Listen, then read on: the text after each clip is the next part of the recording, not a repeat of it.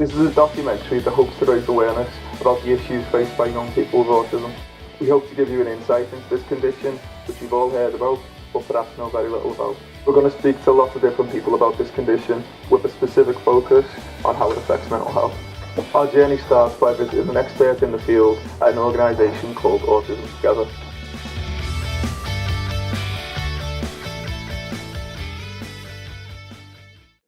My name's Yvonne Smith and I work for Autism Together. We have almost 1,000 staff and 450 service users come through our service every day.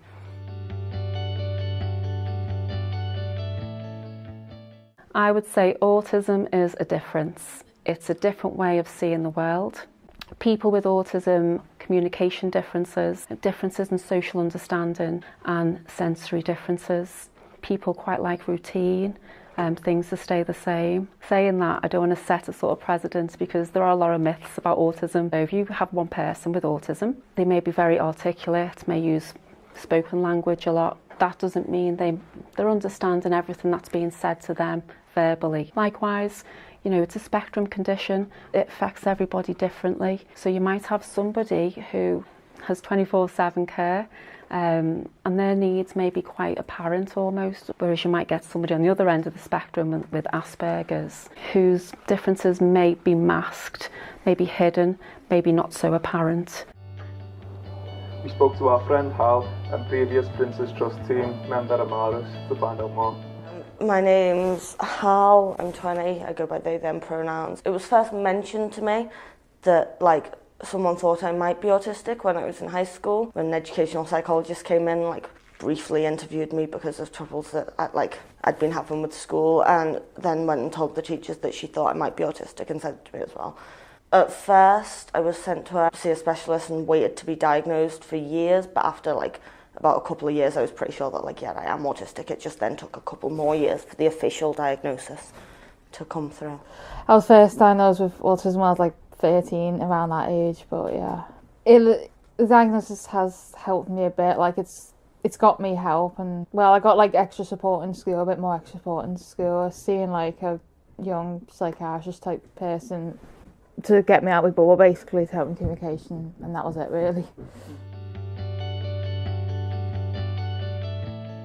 Well, first I had to explain it. We can't explain. I can't explain. We don't communicating much. Well, I don't. See things black and white. We just see things black and white as it is. We just say it as it is. We don't put into consideration about people's feelings, I guess. Anxiety as well, trying to explain. I can't really explain it.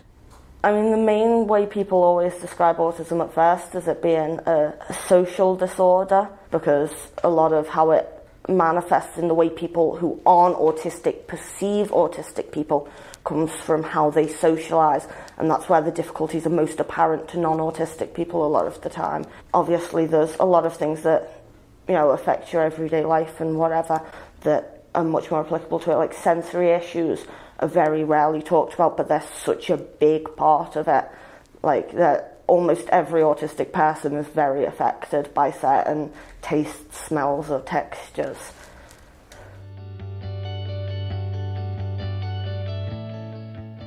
My autism doesn't affect it so much anymore as it used to when I was younger. Since I knew that I had autism, since I met other autistic people, found out more about my symptoms, why they're caused, put more things in place for myself. I know certain things that I won't be able to touch or smell or whatever, and I know to avoid them.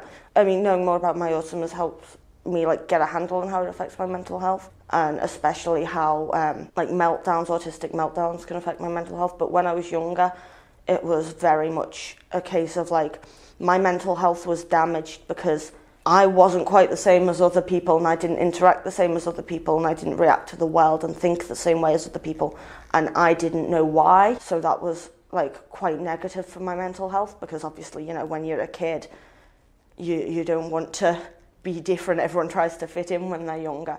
But since I found out I was autistic and I've got to know more about it, it doesn't affect me nearly as much. I think it's important to get information about it for people who have autism. I think it's I think anxiety is worse. I don't know. It's when it comes to explaining, and anxiety just takes over, and yeah, it's like, I don't know. I can't speak for everyone, but I don't know. Myself, I have suffered from depression. I'm getting sorted for that now, but I guess you just want to stay inside, away from people.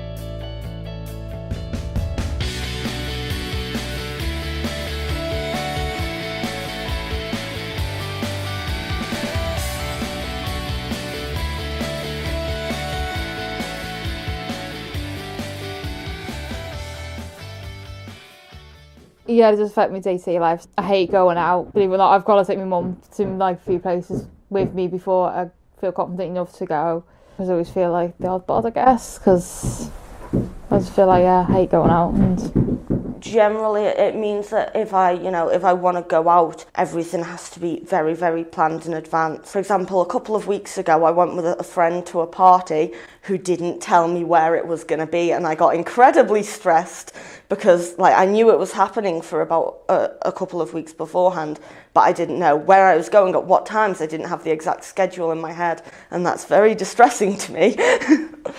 It takes quite a long while for me to get used to the situation before I can like interact with anyone. Like I've got to evaluate everything and get comfortable with the situation.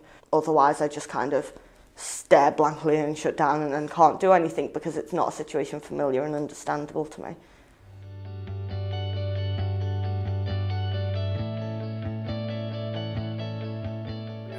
I think there are so many myths about autism.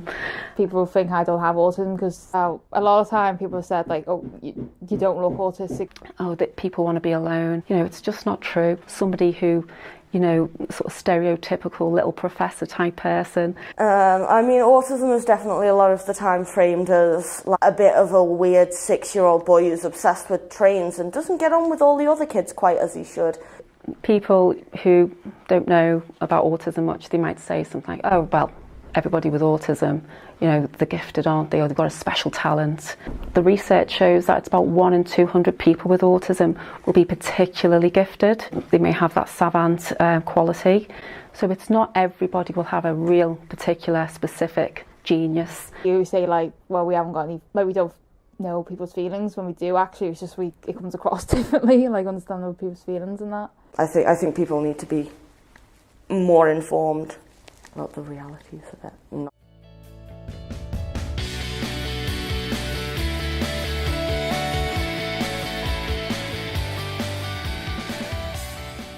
Yeah, it's like I don't really. It's like in work because I don't know because it's like in work. Like you get loads of tasks and I always get the middle result of the tasks. Like it's affects me in the way like I'm terrified of going to work in case I mess it up because I can't do things like normally. I always do things slower and can only do one task at a time. I'm quite, yeah.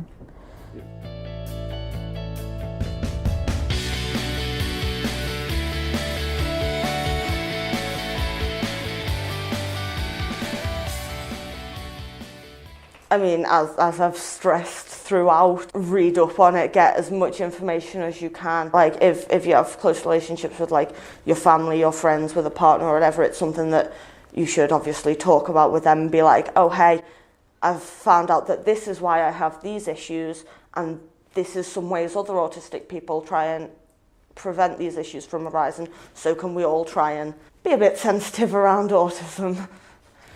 So now the big questions have been answered. What now? We'd like to finish our documentary by letting you know about the services in Knowsley that are there to help. We're going to start by going back to Amaris, down at the Shetland Rescue.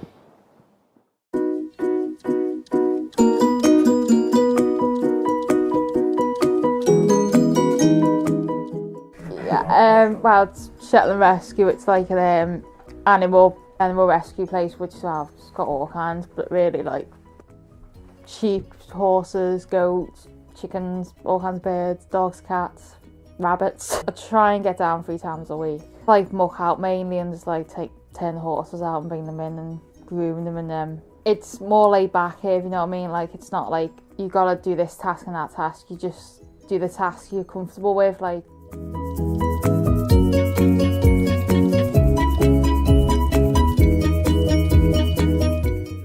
My name's Sarah Mackenzie, I'm 51 and I've lived at the Shelton Rescue now since 1992. We have lots and lots of groups and it's becoming more and more at the moment. And there's a guy who's got autism who comes on a Wednesday. He comes unassisted, but he was going to another venue and he just wasn't interacting, he wasn't doing very well at all. And he comes and he does really, really well, he works really hard. There's an awful lot of groups now that are using the place for therapeutic reasons. It's beneficial to a lot of people, I believe. Well, I think people gain confidence.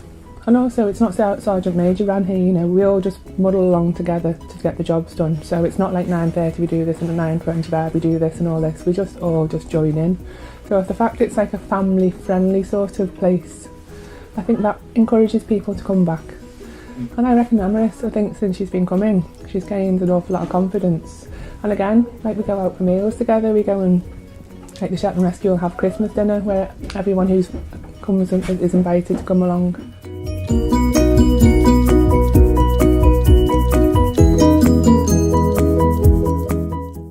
My name's Steve Johnson, I'm the disability manager for Everton in the community.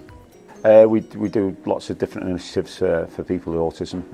The main thing we do is offer football opportunities. You know, we work quite a lot on teamwork and communication skills with either the young people or adults. So it's about giving them playing opportunities, coaching opportunities and hopefully competitive opportunities as well.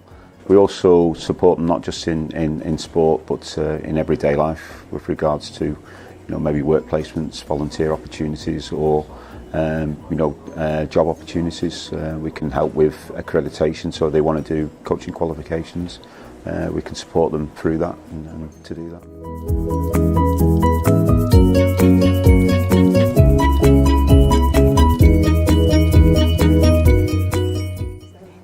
My name's Diane. I've got 2 children. My youngest son, Alfie, has autism.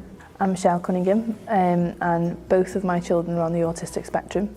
Together, we are Little Stars Knowsley, and we started 2011. Yeah. Was it? Yeah, just coming up to 5 years, November. And we started the group because we had early years children with additional needs and it was really hard to have support.